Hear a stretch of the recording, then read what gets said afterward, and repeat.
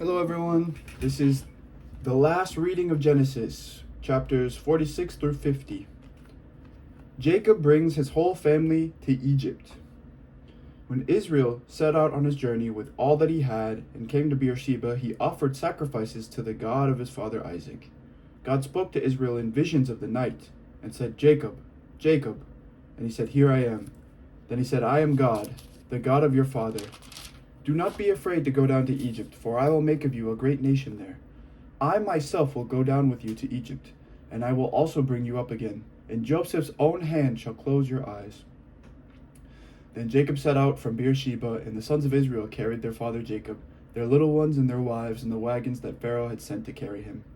They also took their livestock and the goods that they had acquired in the land of Canaan, and they came into Egypt, Jacob and all his offspring with him, his sons and his sons' sons with him, his daughters and his sons' daughters, all his offspring he brought with him into Egypt. Now these are the names of the Israelites, Jacob and his offspring, who came to Egypt: Reuben, Jacob's firstborn, and the children of Reuben: Hanak, Palu, Hezron, and Carmi. The children of Simeon: Jemuel, Jamin, Ohad, Jachin, Zohar, and Shaul. The son of a Canaanite woman: the children of Levi: Gershon, Kohath, and Merari. The children of Judah: Ir, Onan, Shelah, Perez, and Zerah. But Ir and Onan died in the land of Canaan. And the children of Perez were Hezron and Hamul. The children of Issachar: Tola, Puva, Jashub, and Shimron. The children of Zebulun: Sered, Elon, and Jalil. These are the sons of Leah, whom she bore to Jacob in Paddan Aram, together with his daughter Dinah, and all his sons and his daughters numbered 33. The children of Gad: Ziphion, Hagi, Shuni, Esbon, Arai, Arodi, and Areli. The children of Asher: Imnah, Ishva, Ishvi, Beriah, and their sister Sarah.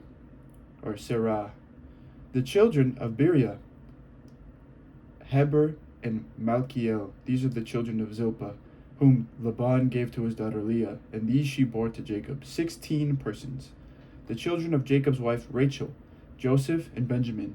To Joseph in the land of Egypt were born Manasseh and Ephraim, whom Asenath, daughter of Potiphera, priest of On, bore to him. The children of Benjamin: Bela, Becher, Ashbel, Jerah, Naaman, Ehi, Rosh, Mupim, Hupim, and Ard. These are the children of Rachel who were born to Jacob, 14 persons in all. The children of Dan: Hashum.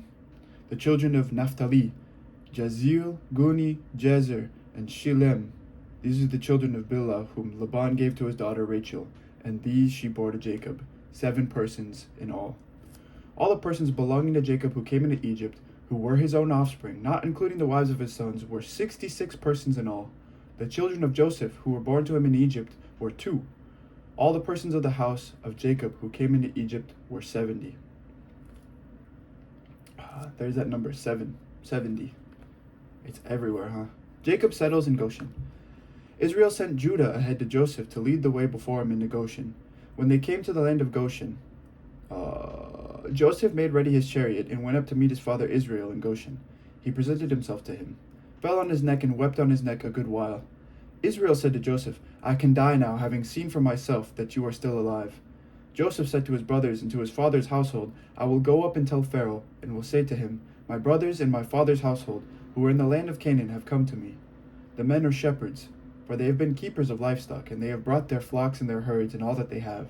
When Pharaoh calls you and says, 'What is your occupation?' you shall say, 'Your servants have been keepers of livestock from our youth even until now, both we and our ancestors, in order that you may settle in the land of Goshen, because all shepherds are abhorrent to the Egyptians.'"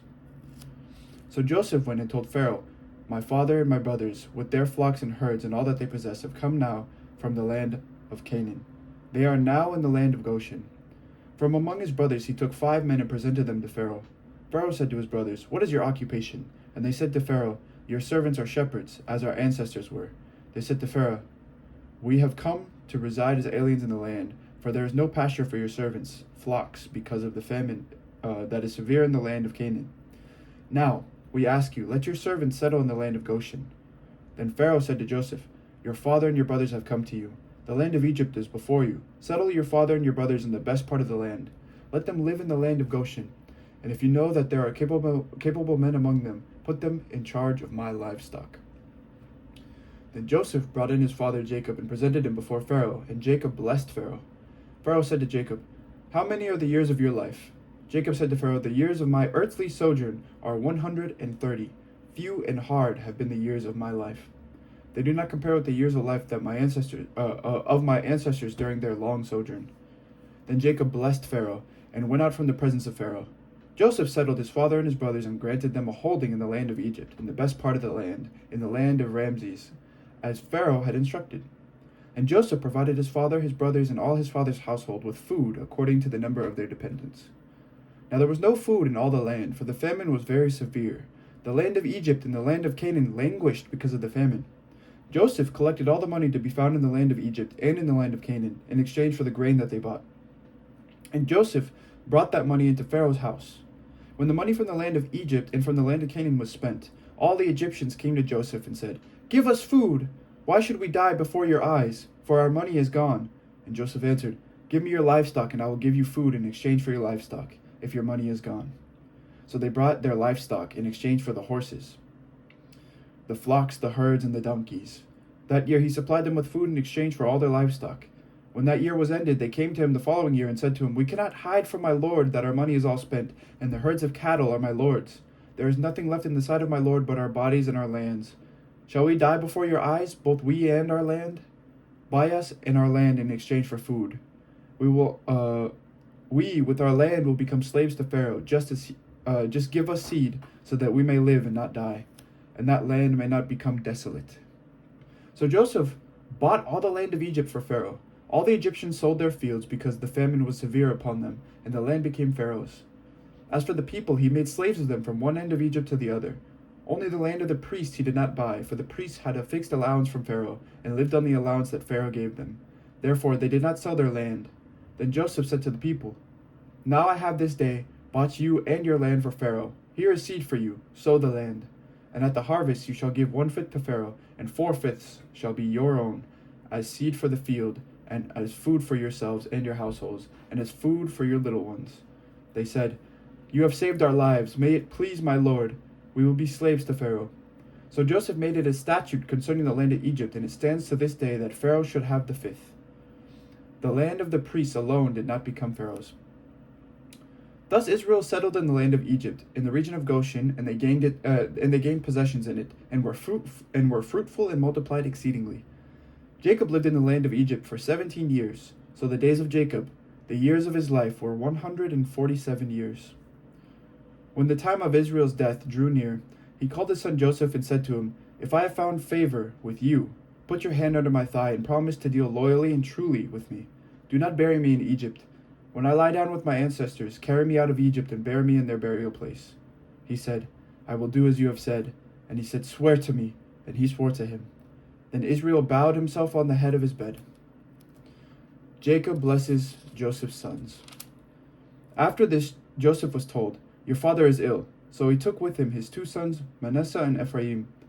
When Jacob was told, "Your son Jacob has come to you," he summoned his strength and sat up in bed. And Jacob said to Joseph, "God Almighty appeared to me at Luz in the land of Canaan, and he blessed me, and said to me, 'I am going to make you fruitful and increase your numbers. I will make of you a company of peoples, and will give this land to your offspring after you for a perpetual holding. Therefore your 2 sons who were born to you in the land of Egypt before I came to you in Egypt are now mine. Ephraim and Manasseh shall be mine, just as Reuben and Simeon are. As for the offspring born to you after them, they shall be yours. They shall be recorded under the names of their brothers with regard to their inheritance.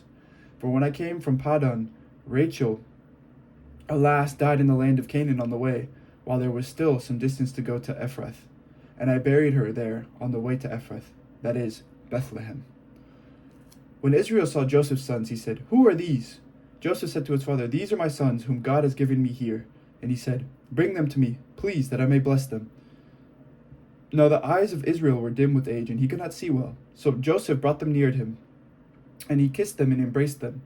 Israel said to Joseph, "I did not expect to see your face, and here God has let me see your children also." Then Joseph removed from them his father's knees, and he bowed himself with his face to the earth. Joseph took them both, Ephraim in his right hand towards Israel's whoa, whoa, whoa.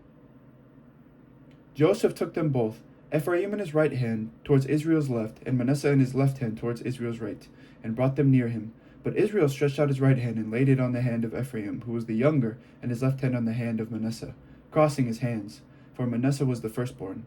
He blessed Joseph and said, "The God before whom my ancestors Abraham and Isaac walked, the God who has been my shepherd all my life to this day, the angel who has redeemed me from all harm, bless the boys.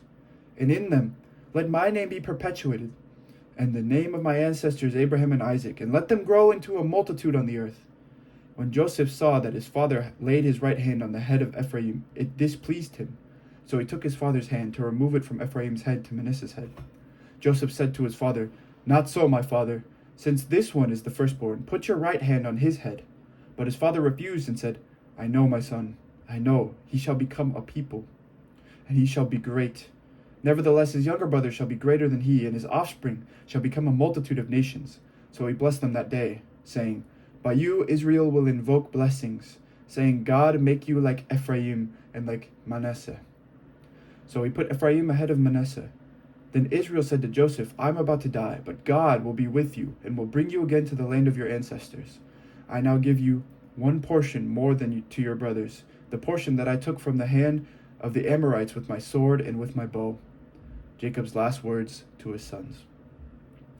Then Jacob called his sons and said, "Gather around, that I might tell you what will happen to you in days to come. Assemble and hear, O sons of Jacob. Listen to Israel, your father. Reuben, you are my firstborn, my might and the first fruits of my vigor. Excelling in rank and excelling in power, unstable as water, you shall no longer excel, because you went up onto your father's bed, then you defiled it. You went up onto my couch. Simeon and Levi are brothers. Weapons of violence are their swords. May I never come into their council. May I not be joined to their company, for in their anger they killed men, and at their whim they hamstrung oxen. Cursed be their anger, for it is fierce, and their wrath, for it is cruel. I will divide them in Jacob and scatter them in Israel. Judah, your brothers shall praise you. Your hand shall be on the neck of your enemies. Your father's son shall bow down before you. Judah is a lion's whelp. From the prey, my son, you have gone up. He crouches down, he stretches out like a lion, like a lioness. Who dares rouse him up? The scepter shall not depart from Judah, nor the ruler's staff from between his feet, until tribute comes to him, and the obedience of the peoples is his. Binding his foal to the vine, and his donkey's colt to the choice vine, he washes his garments in wine, and his robe in the blood of grapes. His eyes are darker than wine, and his teeth whiter than milk. Zebulun shall settle at the shore of the sea. He shall be a haven for ships, and his border shall be at Sidon. Issachar is a strong donkey, lying down between the sheepfolds. He saw that a resting place was good, and that the land was pleasant, so he bowed his shoulder to the burden, and became a slave at forced labor. Dan shall judge his people as one of the tribes of Israel. Dan shall be a snake by the roadside, a viper along the path that bites the horse's heels, so that its rider falls backwards. I wait for your salvation, O Lord. Gad shall be raided by raiders, but he shall raid at their heels. Asher's food shall be rich, and he shall provide royal delicacies. Naphtali is a doe let loose that bears lovely fawns. Joseph is a fruitful bow by a spring. His branches run over the wall. The archers fiercely attacked him. They shot at him and pressed him hard. Yet his bow remained taut, and his arms were made agile by the hands of the mighty one of Jacob. By the name of the shepherd, the rock of Israel, by the God of your father who will help you, by the Almighty who will bless you with the blessings of heaven above, blessings of the deep that lies beneath, blessings of the breasts and of the womb. The blessings of your father are stronger than the blessings of the eternal mountains, the bounties of the everlasting hills. May they be on the head of Joseph, on the brow of him who was set apart from his brothers. Benjamin is a ravenous wolf, in the morning devouring the prey, and at evening dividing the spoil. All these are the 12 tribes of Israel, and this is what their father said to them when he blessed them, blessing each one of them with a suitable blessing. Then he charged them, saying to them, I am about to be gathered to my people. Bury me with my ancestors, in the cave in the field of Ephron the Hittite, in the cave in the field at Machpelah, near Mamre, in the land of Canaan, in the field that Abraham bought from Ephron the Hittite as a burial site. There Abraham and his wife Sarah were buried. There Isaac and his wife Rebekah were buried, and there I buried Leah. The field and the cave that is in it were purchased from the Hittites. When Jacob ended his charge to his sons, he drew up his feet into the bed, breathed his last, and was gathered to his people. Then Joseph threw himself on his father's face and wept over him and kissed him. Joseph commanded the physicians in his service to embalm his father, so the physicians embalmed Israel. They spent 40 days in doing this, for that is the time required for embalming. And the Egyptians wept for him for 70 days. There's 70 again, you see that? When the days of weeping for him were past, Joseph addressed the household of Pharaoh. If now I have found favor with you, please speak to Pharaoh as follows. My father made me swear an oath. He said, I am about to die, in the tomb that I have hewed out for myself in the land of Canaan. There you shall bury me. Now therefore, let me go up so that I may bury my father, that I will return. Then I will return. Pharaoh answered, Go up and bury your father, as he made you swear to do so. So Joseph went up to bury his father. With him went up all the servants of Pharaoh, the elders of his household, and all the elders of the land of Egypt, as well as all the household of Joseph, his brothers, and his father's household. Only their children, their flocks, and their herds were left in the land of Goshen. Both chariots and charioteers went up with him. It was a very great company. When they came to the threshing floor of Atad, which is beyond the Jordan, they held there a very great and sorrowful lamentation. And he observed the time of mourning for his father for 7 days. When the Canaanite inhabitants of the land saw them mourning on the threshing floor of Atad, they said, This is a grievous mourning on the part of the Egyptians. Therefore the place was named Abel Mizraim. It is beyond the Jordan. Thus his sons did for him as he had instructed them. They carried him to the land of Canaan and buried him in the cave of the field of Machpelah, the field near Mamre, which Abraham bought as a burial site for Ephron the Hittite, from Ephron the Hittite. After he had buried his father, Joseph returned to Egypt with his brothers and all who had gone up with him to bury his father. Realizing that their father was dead, Joseph's brothers said, What if Joseph still bears a grudge against us and pays us back in full for all the wrong that we did to him? So they approached Joseph, saying, Your father gave this instruction before he died. Say to Joseph, I beg you, forgive the crime of your brothers and the wrong they did in harming you. Now, therefore, please forgive the crime of the servants of the God of your father. Joseph wept when they spoke to him. Then his brothers also wept, fell down before him, and said, We are here as your slaves. But Joseph said to them, Do not be afraid. Am I in the place of God? Even though you intended to do harm to me, God intended it for good, in order to preserve a numerous people, as he is doing today. So have no fear. I myself will provide for you and your little ones. In this way he reassured them, speaking kindly to them. So Joseph remained in Egypt, he and his father's household, and Joseph lived for 110 years. Joseph saw Ephraim's children of the third generation. The children of Machir, son of Manasseh, were born on Joseph's knees. Then Joseph said to his brothers, I am about to die, but God will surely come to you and bring you up out of this land, to the land that he swore to Abraham, to Isaac, and to Jacob. So Joseph made the Israelites swear, saying, When God comes to you, you shall carry up my bones from here. And Joseph died, being 110 years old. He was embalmed and placed in a coffin in Egypt. So that's the end of Genesis. And this is the word of the Lord. Thanks be to God. And next time I read will be the start of Exodus. Thank you for listening, everyone. God bless.